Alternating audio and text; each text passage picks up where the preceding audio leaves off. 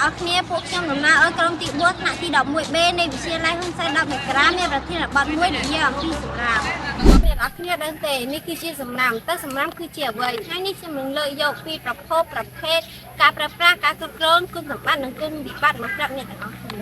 យើងមិនដីសម្រាប់គឺជាសំណល់ដែលគេបោះបង់ចោលឬចាក់ចោលនៅទីកន្លែងផ្សេងគ្នាដែលមនុស្សគ្រប់គ្នាលែងត្រូវការ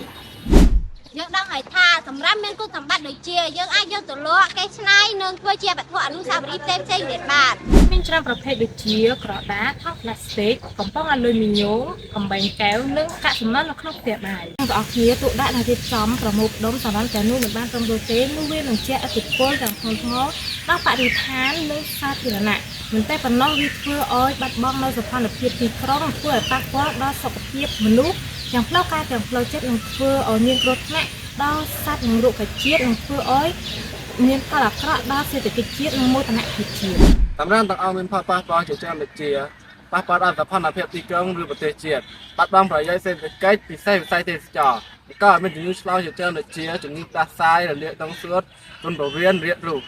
មានផលប៉ះពាល់ដល់បរិស្ថានស្ទះប្រព័ន្ធលូខាងដល់ការធ្វើចរាចរណ៍ការអំពើទឹកក្នុងដីអំពើទឹកលើដីអំពើខ្យល់និងសុខភាពសាធារណៈនិងសុវត្ថិភាពការគ្រប់គ្រងសម្រាប់មានដូចជាមិនត្រូវបោះសម្រាប់គាត់ថ្នាក់នៅកន្លែងសម្រាប់នោះទេគឺយើងត្រូវបោះចោលសម្រាប់គាត់ថ្នាក់នៅកន្លែងដែលមានទឹកក្នុងដីងាយរងបង្ការបំពុល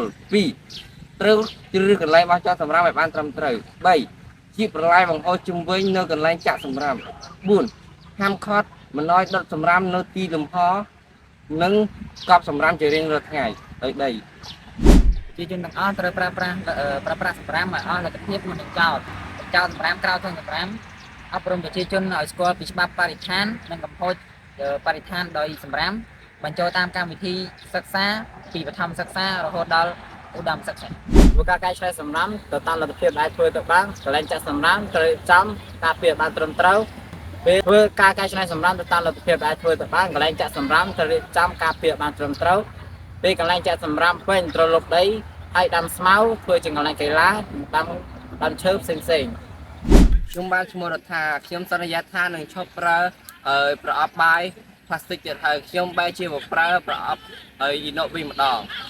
ខ្ញុំនឹងបដិញ្ញាថាឈប់ប្រើថង់ផ្លាស្ទិកទៀតហើយនឹងយកស្លឹកចេកមកជំនួសវិញ